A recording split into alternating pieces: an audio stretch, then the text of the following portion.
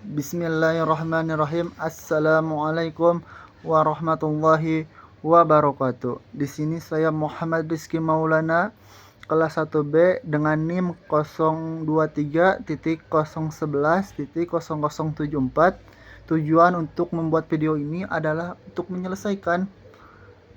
menyelesaikan tugas UTS mata kuliah Landasan Pendidikan. Di sini saya akan memaparkan sedikit tentang landasan historis pendidikan di Indonesia sebelum kemerdekaan. Sebelum situ, mari kita apa itu landasan historis pendidikan? Landasan historis pendidikan dapat didefinisikan sebagai rangkaian sejarah yang panjang mengenai pendidikan yang berlangsung dari masa lalu dan menjadi sebuah acuan penyelenggaraan pendidikan di masa sekarang ini. Hal ini juga berkaitan dengan sejarah pendidikan di masa lampau. Hal ini juga disebabkan karena penyelenggaraan pendidikan di masa ini tidak bisa dilepaskan dari peran pendidikan di masa lalu. Yang kedua adalah pendidikan Indonesia pada zaman purba. Setiap generasi pasti memiliki berbagai macam latar belakang yang berbeda. Tahun 1500 tahun yang sebelum Masehi digadang-gadang memiliki kebudayaan Neolitik. Pada masa itu, manusia banyak menganut kepercayaan animisme dan dinamisme. Tujuan penyelenggaraan pendidikan pada zaman purba itu tak lain hanya untuk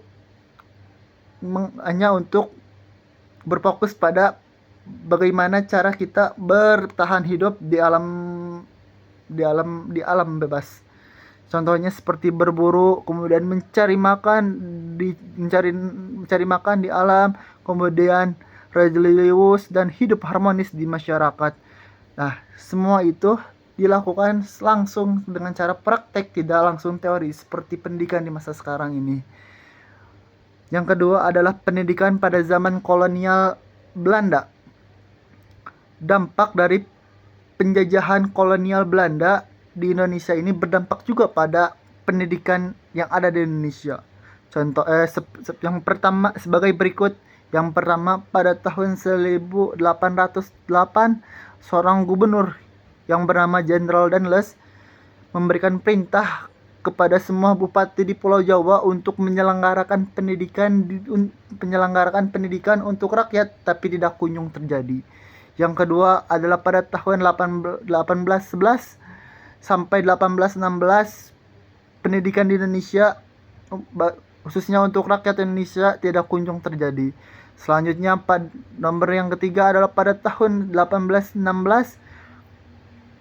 Belanda mengeluarkan peraturan belajar mengajar yang digunakan untuk acuan pembangunan sekolah, tetapi pada tahun 1818 pendidikan yang berlangsung hanya untuk pendidikan kaum Belanda dan pribumi yang beragama Protestan. Selanjutnya juga ada seorang gubernur yang bernama Van de Boek mengeluarkan aturan tanam paksa. Untuk apa? Untuk meraup keuntungan bagi kaum Belanda dan mengingat bahwasanya aturan tanam paksa ini pasti memerlukan tenaga kerja. Nah, disinilah Van de Boek ini mengeluarkan satu aturan yang mana aturan itu adalah untuk menyelenggarakan pendidikan untuk Indonesia, khususnya untuk rakyat Indonesia, untuk dijadikan buruh atau tenaga kerja rendah yang dibayar dengan upah di bawah standar atau upah rendah. Dan ada banyak lainnya juga ya. Selanjutnya juga adalah pendidikan Indonesia pada zaman pergerakan kebangsaan atau pergerakan nasional. Di sini juga ada banyak sekali ya. Salah satunya adalah sekolah politik seperti Taman Siswa, NIS, Kayu Tanam, dan Ksatria Institute. Yang kedua adalah sekolah agama Islam seperti sekolah yang digagas oleh Nahdlatul Ulama dan Muhammadiyah lain-lainnya.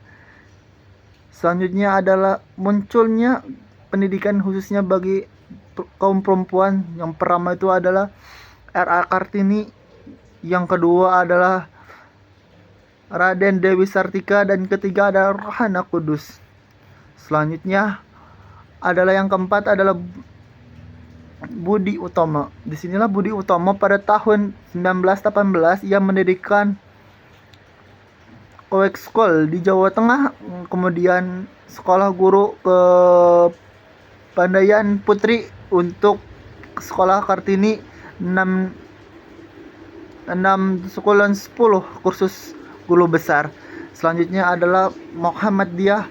Muhammadiyah ini banyak sekali pendidikannya seperti ibtidaiyah, kemudian sanawiyah, diniyah, ada lagi mualimin, kuliayatul mubalin, dan perkumpulan putri mardika.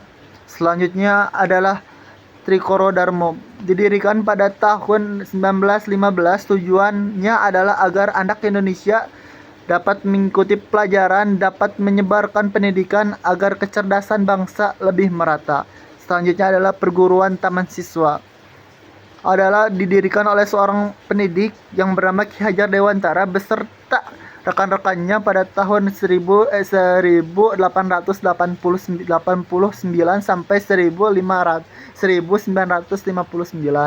Selanjutnya adalah Kesatria Institute pada tahun 1922 berlokasi di Bandung. Didirikanlah sekolah ini. Kemudian adalah Nahdlatul Ulama digagas di kota Surabaya yang bertepatan pada akhir bulan Januari 1929 oleh seorang yang bernama Kiai Haji Hasyim Asy'ari, dan banyak yang lainnya juga. Selanjutnya adalah pendidikan Indonesia pada zaman Jepang. Pada zaman Jepang ini, sistem pendidikan yang diselenggarakan oleh Jepang adalah berbasis militer, yang menjadi siswanya diwajibkan untuk mengikuti program kemiliteran. Pengharusan ini untuk menyanyikan dan menghafal lagu kebangsaan negara Jepang, dan upacara yang mempropaganda agar siswa mencintai Jepang. Bahkan para guru dan siswa didoktrin untuk mengumpulkan ilmu yang digunakan untuk berperang. Pendidikan pada zaman Belanda di Jepang itu, pada sekolah dasarnya yang disebut dengan sekolah rakyat Kokumin Gakko memiliki lama waktu selama 6 tahun. Kemudian ada lagi Soto Chugakko atau sekarang dikenal dengan SMP dengan lama studinya adalah 3 tahun, dan Koto Chugakko atau SMA juga di lama waktu studinya itu selama 3 tahun.